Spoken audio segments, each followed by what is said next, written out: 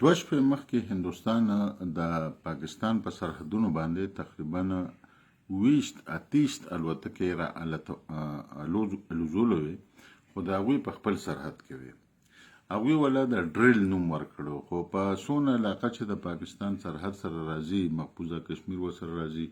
یا اخوا نور علاقې د هندوستان راځي، نو هغوی ته ټولو ته ویلي وو چې تاسو خپل لایټونه بند کړئ، بلیک آوټ وکړئ، موږ ډریل کوو. هغه ډریل نه و، بلکې هغه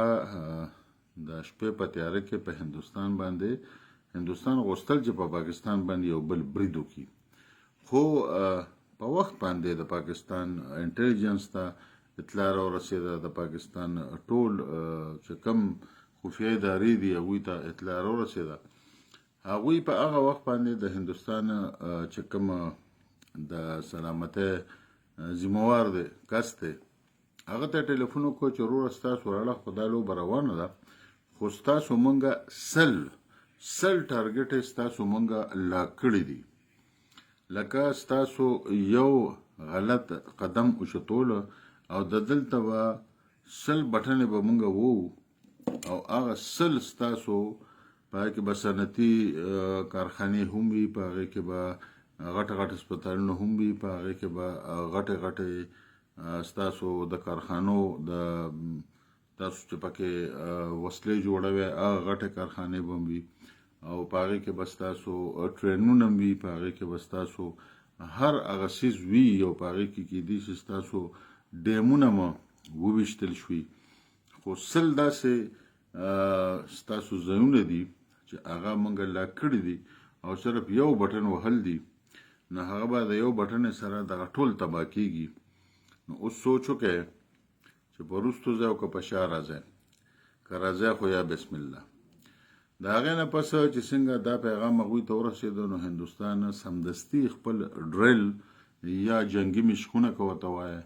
هغه کینسل کړه او واپس خپل ملک ته لاړل او په خپلو ایرپورټونو باندې کېناستل.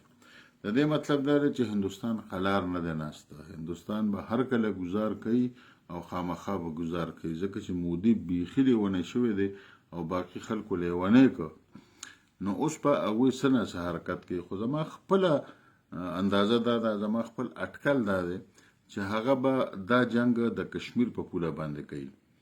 او انشاءالله تعالی چې دا ځل ورته داسې جواب ورکول پکار دی چې د کشمیر باقي مانده حصه چې کوم ورته موږ مقبوضه کشمیر وایو، دا د هغوی نه په دې جنګ کې باقي نیول پکار دی، چې دا همیشه دا جنګ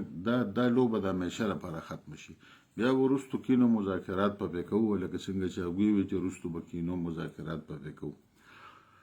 خو که دا حرکت وکړو نو دا ځله د کشمیر سیمه غونډه رانیول پکار دی، جموں کشمیر او سرینګر، او دا د پاکستان ایسا ګرځول دي، او د دې نه پس به بیا خبرو اترو ته کینو، خبرې اترې به پې کوو. نو دوستانو دې سره د پاکستان فوج هم ورسره وایي چې بالکل الرټ دی، د پاکستان قوم هم الرټ دی، او تاسو هم الرټ اوسئ، او نن شپه هم الرټ اوسئ. نن شپه به د پاکستان فوج د پاکستان جزونه دغه ځای کې ګرل کوي، د هغوی پر سرحد باندې جنګي مشقونه به کوي د شپې، او هغوی ته یې ویلي چې لایټونه مړه ساتئ، هسې نه چې بیا خفه یې.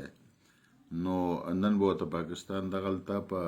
سرحد باندې یو ځل بیا د خپل هوایي ځواک زور ښیي او ورته به وایي. نو که څه کېږي نو بیا به زه تاسو خبروم ښه. زنده باد.